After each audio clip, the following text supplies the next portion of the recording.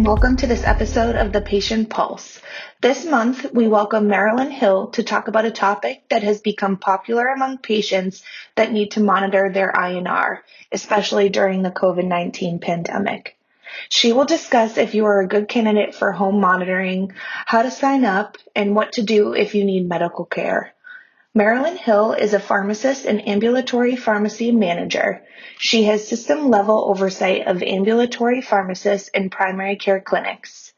Marilyn earned both her Bachelor of Science degree in chemistry with a minor in Spanish and her PharmD degree from the University of Illinois at Chicago.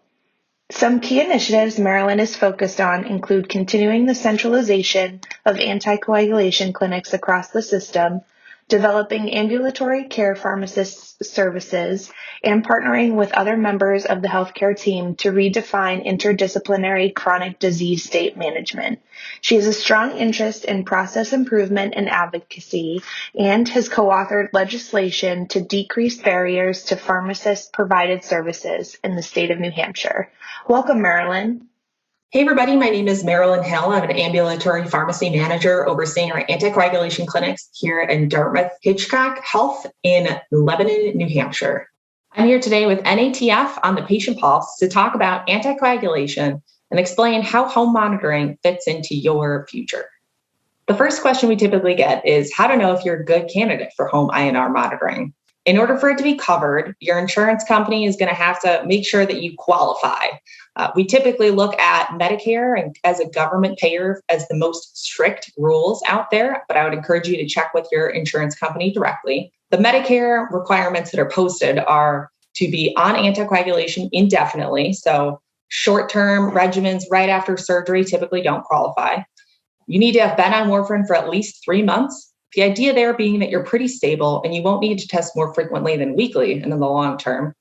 And the last option is that you need to be trained. So that typically is delivered by the home monitor company directly, the person that issues you the machine. That could be a third-party company. That could be the anticoagulation clinic that gets you the machine. It's good to ask the person who is hooking you up with the machine what the next steps are to make sure you're properly trained and that you feel comfortable. The second question we typically get is, how do I sign up for a home monitor and get a machine? I'd encourage you to think of this like a lab order. Your anticoagulation clinic can likely take care of this for you, but your warfarin prescriber is still going to need to sign off on an order. The home monitoring company that you work with will then run it through your insurance and contact you with the pricing. If you move forward, they'll set you up with training and make sure you feel comfortable so you can start having your results sent back to your anticoagulation clinic. Let's talk about once you get the machine. How do you know that your machine's working properly? The first indicator is that it's actually reading your blood and giving you a result that makes sense.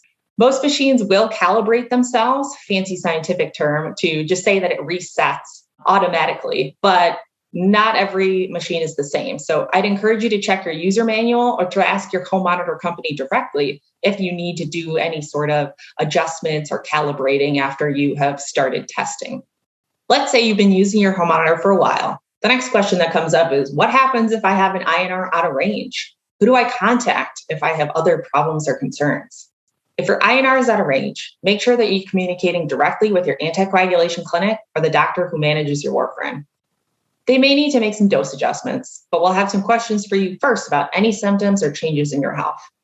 It's notable that they may not always adjust to your warfarin depending on what else you have going on. If you had any concerns, reach out to that person or the clinic for questions. That includes if you missed a dose, if you forgot what you're supposed to be taking for the day, if you see any mild signs or symptoms of bleeding or bruising or things that we normally ask you about, pick up the phone and give them a call. That being said, if you need urgent or emergent medical care, the best place to go is the emergency room or to dial 911. The last thing we want to do is delay care if you need it urgently, so please make sure that you are going to the appropriate resource. The last thing I'll say today is to not forget that your anticoagulation clinic, the doctor who prescribes your warfarin, the home monitoring company are all on the same team, and that is yours. We want you to have the most safe and effective anticoagulation therapy possible to minimize the risk of complications and to maximize your health. Again, I'm Marilyn Hill, and thank you for joining me on the Patient Pulse. Thank you so much, Marilyn, for that information on home INR monitoring.